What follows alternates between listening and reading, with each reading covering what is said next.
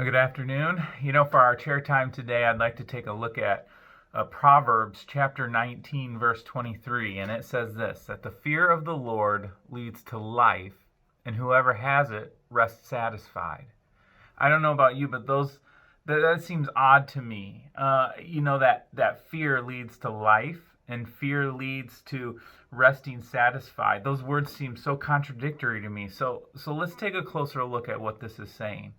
Often we can experience fear and it's unpleasant and it can cause some damaging things in our life, damages us emotionally, damages us even physically. And this happens most of the time when I look at myself and I think these things to myself. I assess my resources and I conclude that I don't have what it takes to do what God is calling me to do, and I don't have what it takes to face what I have to face. And so I say things like, I just don't see how this is possible. Or I say things like, there is no way I will ever be able to do this. I use words like I can't, I won't, I don't want to. These fears, where they come from? They come from the result of forgetfulness. We forget who God is. We forget who we are in God. We forget what He has given to us. In this proverb, it says, fear of the Lord is these things. This is not a fear like you would feel afraid watching a scary movie or anything. In fact, Hebrews 12 speaks of the fear of the Lord as being a reverence or an awe of God.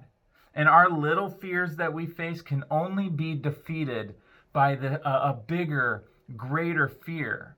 And when the fear of God or your reverence and awe of God overwhelms you and controls your heart, it is that'll protect you from the fear of these other things.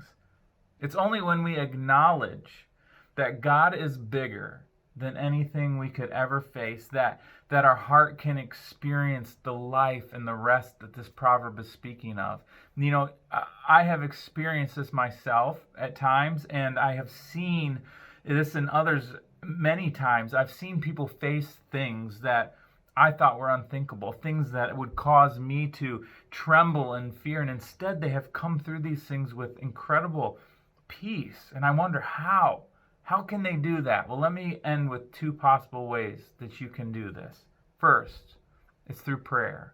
It's prayer. Pray that God would open your eyes to see Him. Pray that God would open your heart to remember just how awesome He is. We sing that song, How Great Is Our God. Sing with me, How Great Is Our God. We repeat that phrase. May we have that as our perspective. We serve a great, great God. Second, quit meditating on your problems. Instead, meditate on who God is and His promises. His promises that He loves us, that He will never leave us. In fact, Romans says that overwhelming victory belongs to the Lord and nothing can separate us from His love. May we meditate on those things.